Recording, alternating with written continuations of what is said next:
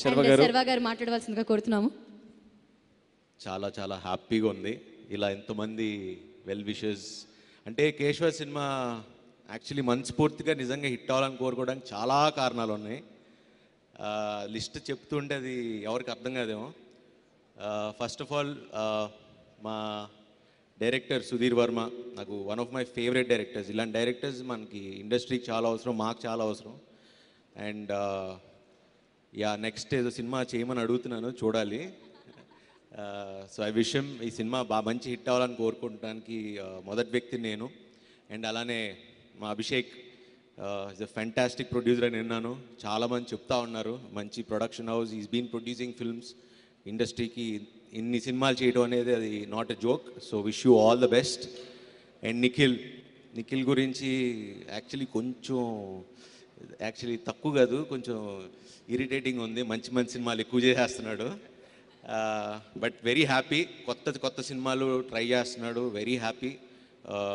Last Swamy Ra Ra అప్పటి నుంచి కేశవ వరకు అన్నీ డిఫరెంట్ జానర్స్ చేసుకుంటూ వస్తున్నాడు. So keep going. ఎటు డైవర్ట్ అవ్వ మాకు నాలాగా అప్పుడప్పుడు.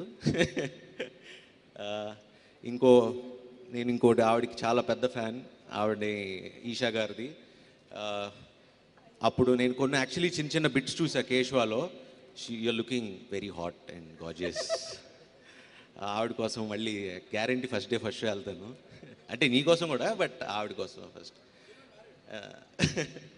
అండ్ రీతు పెళ్లి చూపుల్లో అద్దరు కొట్టేసింది. తెలుగు అమ్మాయి ఇంత బాగా చేస్తుంది. అండ్ మనం డెఫినెట్గా I would love to work with her ఎప్పుడైనా మంచి స్క్రిప్ట్ వచ్చినప్పుడు. So all the best you two.